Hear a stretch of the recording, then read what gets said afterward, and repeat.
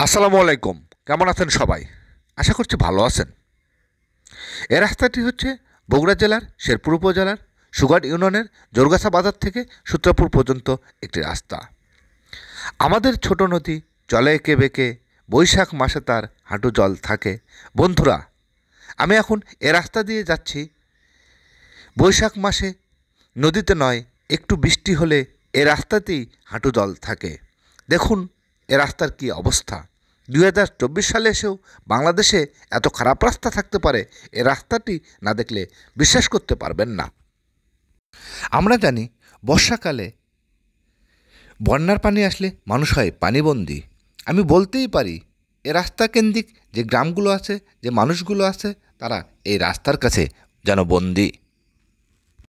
এই রাস্তার কারণে ছাত্রছাত্রী, শিক্ষক শিক্ষিকা, শ্রমজীবী সাধারণ মানুষ চরম ভোগান্তির শিকার হচ্ছে মাত্র 1 কিলোমিটার রাস্তার জন্য। আমরা সবাই যেন এই রাস্তাটির কাছে চরমভাবে অসহায়, যেন কারো কিছু করার নেই। আপনি একবার ভাবুন তো, এ এলাকার কোনো মানুষের যদি এখন ইমার্জেন্সিভাবে অ্যাম্বুলেন্সের দরকার হয়, তাহলে কি এ রাস্তা দিয়ে এ এলাকায় অ্যাম্বুলেন্স আসতে পারবে? কখনোই পারবে না। আমার সামনে দিয়ে একটি অটো ভ্যান আসছে। দেখুন কিভাবে যাচ্ছে পানির ভিতর দিয়ে। ভাবা যায়? দেখুন কি অবস্থা। ভ্যানটি অল্পের জন্য দুর্ঘটনার হাত থেকে রক্ষা পেল।